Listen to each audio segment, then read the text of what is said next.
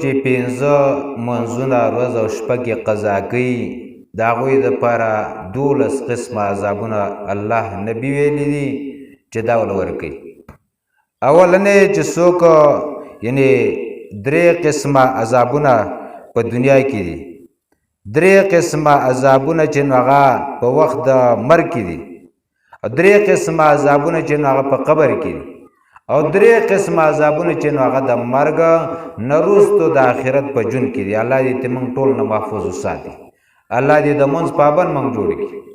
اولنی قسم چې څوک منځ قضا کوي د هغه د ګټې نه برکت ختمېږي. ګټه کې برکت مرکت نه وي، بېخیري به یې ټول عمر. اورونو راځئ دا کوشش وکړئ د خپل مانځه پابند جوړ شئ. 2 نمبر د هغه نور اعمال چې څومره اعمال هغه کوي چې سړی منځ نه کوي، د هغه اعمال به د الله په دربار کې نه قبلېږي. نور نیک عمل ولې نه کوي؟ صدقات کوي، حجونه کوي، نور چې نو خیراتونه کوي، لارې جوړوي، جوماتونه جوړوي، منځ نه کوي، دا عمل به دې نه قبلېږي. 3 نمبر د هغه د مخ نه به خیر به لرې کړی شي. خیر هغه به د خلکو په مخ کې مبغوض وي، خلکو ته به بد ښکارېږي، خلکو معاشره کې به سپک ښکارېږي. اگر کې چې ځان ورته دروند ښکارېږي، خدا به مخلوق په مخ کې سپک ښکارېږي. او ځکه رسول الله صلی الله علیه وسلم دعا غوښته: اللهم اجعلني فی عین صغیرا واجعلني فی اعین الناس کبیرا. الله ما د خلکو الله په خپلو سترګو کې مې ځان ته سپک ښکاره که، کمزوره ښکاره که، مخلوق به مخکې مې عزتمن ښکاره که. نبي اسلام دا دعا کوئ. او دارنګې د مرګ په وخت کې 3 عذابونه، دا خو دنیا کې چې وو. د مرګ په وخت کې 3 عذابونه کوم دي؟ د مرګ په وخت کې به تږی مري دی، تږی به مري، څوک مونځ نه کوي. 2 دا وږی به مري، لوږه به پې الله راولي. او 3 دا چې په ځنکدن کې به یعنې په سختۍ سره مري، ځنکدن کې به یې سختي زیاتوي.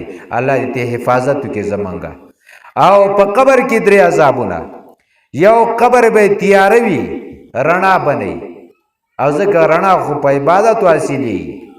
2 قبر کې به تنګي وي، قبر به داسې دا تنګ شي، او دې باره کې ډېر شی ګڼ شي حدیث موجود دي د رسول الله صلی الله علیه وسلم. الله دې د قبر تنګۍ نه موږ محفوظ وساتي.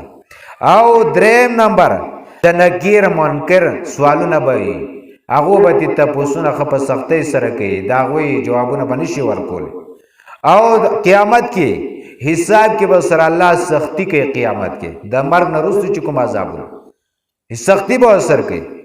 او 2 دا چې د الله تعالی به په هغه باندې غضب وي، غصه به وي، الله به تعالی به ترې خفه وي، ځکه د الله عبادت دې نه ده کړی. خلک وایي په عبادت څه نه کېږي.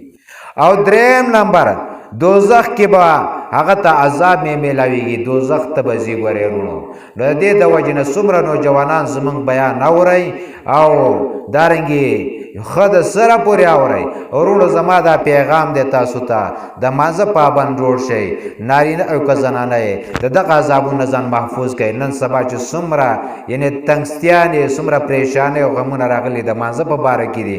رسول الله صلی الله علیه وسلم ته صحابي وایي: یا رسول الله سلام، زه دا غواړم چې تا سره قیامت کې یو ځای میله شم. نبي صلی الله علیه وسلم ورته وایي: ما سره په سجدو کې زیاتوالی تعاون وکړه، ته به قیامت کې زما ملګری شي. نو نبي اسلام ویلي چې مطلب دا چې عبادت کوه.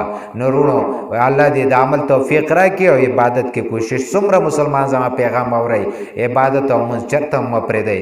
الله دې د عمل توفیق را نصیب